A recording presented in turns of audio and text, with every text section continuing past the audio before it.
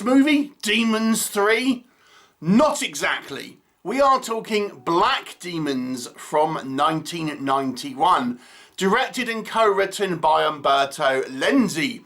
Now, this was made nothing to do with the previous two Demons movies, but upon release in Italy, it was actually renamed DEMONI 3, or Demons 3. But it has actually nothing to do with the previous existing Demons movies. In actual fact, there are other movies as well which are sometimes referred to as Demons 3. But there is actually only two canonical Demons movies, and this one is not even about demons, it's actually about zombies. So this is a film about these three tourists that are travelling in Brazil. One of them, a character called Dick, is frustrated that they're not seeing the kind of back streets, the real Brazil, and he kind of wants to go and find this kind of authentic kind of rituals and stuff that the Brazilians might do. And he happens across these people that introduce him to this kind of voodoo ritual, and he takes a recording of it and is given like a kind of pendant and is somehow kind of enchanted by it. These three tourists then meet up with two other people and end up spending time in this kind of large house along with the housekeeper. But this Dick is now kind of possessed seemingly by some type of entity, and he ends up performing a ritual which raises 6 zombies, which were former slaves that were tortured and murdered about 100 or so years previous, and now want revenge by killing 6 white people. What will happen? You'll have to watch the movie and find out. So clearly, this movie might be a little problematic were it made today. But it's a 1991 movie, so there it is. It was out. So that's all we can say about that. What can we say that works in this movie? Okay, so obviously we had a fair amount of zombie movies coming out of Italy, and some of the greats.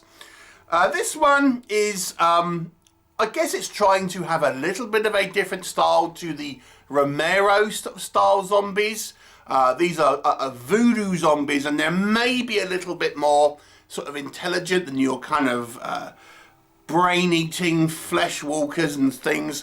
They seem to be able to have basic sort of reasoning, able to use tools and things like that. Even they're sometimes sort of scared off when they think they might be outnumbered. So they have a little bit of reasoning skills. And there is also some pretty good practical gore here.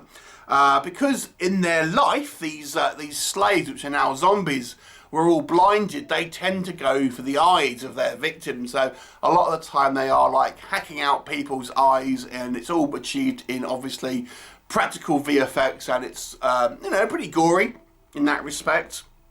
So the zombies themselves are actually relatively interesting, I would suggest. They have an interesting kind of backstory, quite a tragic one, but they're not.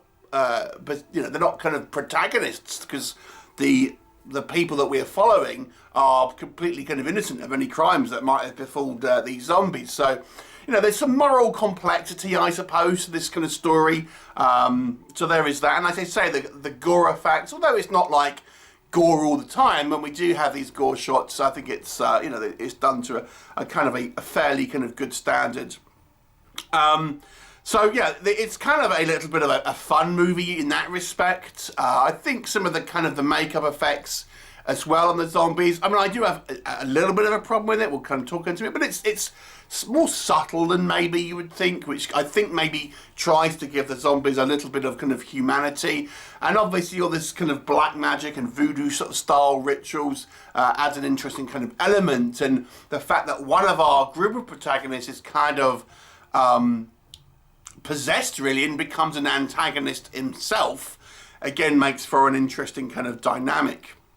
The character of Maria, who is this housekeeper, she's obviously got her own sort of thing going on, and she's clearly knows a little bit about this sort of thing, and she's trying to, but the kind of like what we see, trying to counter it with her own spells, which again I think gives it a kind of another element here. It's relatively kind of well shot and put together. Some of the sound audio is a little on the weaker side, to be honest. But it's, you know, I think it's fairly kind of well shot. We get those kind of zooms and stuff that are so famous in Italian cinema. So what doesn't work in this movie? I mean, this is, even though there are a few original ideas here, when it comes down to it, it's a relatively uninspired zombie movie for the most part, I would say. Let's talk about these zombies specifically. So there is 6 zombies, and we are led to believe that they've been dead for 100 years, but they look remarkably well preserved for 100-year-old corpses, I have to say. They would be skeletons at this point, pretty much, but they seem to only have minor sort of wounds and stuff on their kind of face, so there's no real explanation for that. It just is, you know, very little decay, to be honest. It's kind of like we have a character who just says, I know how to stop them, it's fire. And like, how do you know that? I mean, they haven't really tried to fight back with them exactly.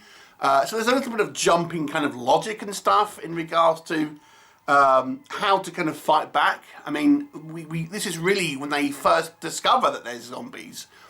That initially they think they're just kind of like lunatics or something. So, you know, there's a little bit of jumping to conclusions. It works, but how did he know that? And how did he know other things wouldn't kind of work? Again, little bit of logic issues here. I think the movie's plotting and pacing is a little on the slower side, to be honest.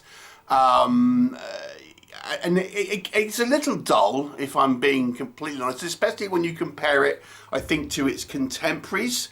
You know, other zombie movies that have kind of come out of, you know, Italy and stuff. The whole kind of setup with the kind of the voodoo practitioners and stuff. It's an interesting idea, but it's not exactly clear how we get to this point. Like, how was this kind of intended? Because these voodoo practitioners just come across this guy. They don't know where they're going.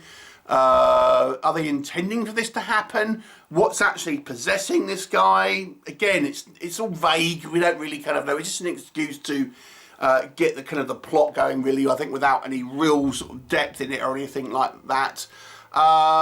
Acting wise, it's obviously a little bit of cheesy acting here and not particularly kind of strong. Sometimes it's the acting as again many of these films tend to be, a little bit on the old hammy side. And it's not a particularly exciting movie, I have to say. It's just a little bit dull.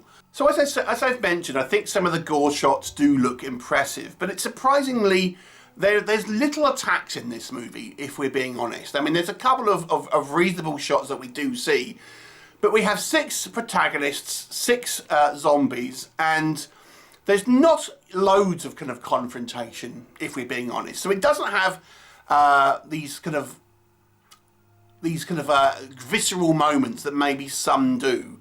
You know, as I say, the gore, when we do see it, I think it looks okay, but it's not exactly a field movie with that kind of stuff. So yeah, overall, I gotta say, it's somewhat forgettable. Certainly not as good as other kind of Italian zombie films, and not as good as the 2 Demons movies. I would say this one's about a 3 out of 10, to be honest. Ultimately, it's pretty forgettable, and I think some of the opportunities that this movie might have had, some of the ideas weren't expanded upon enough to make any real impact on the story. So 3 out of 10 for me. Have you seen it? What did you think of it? Leave me a comment, and I shall look forward to seeing you next time.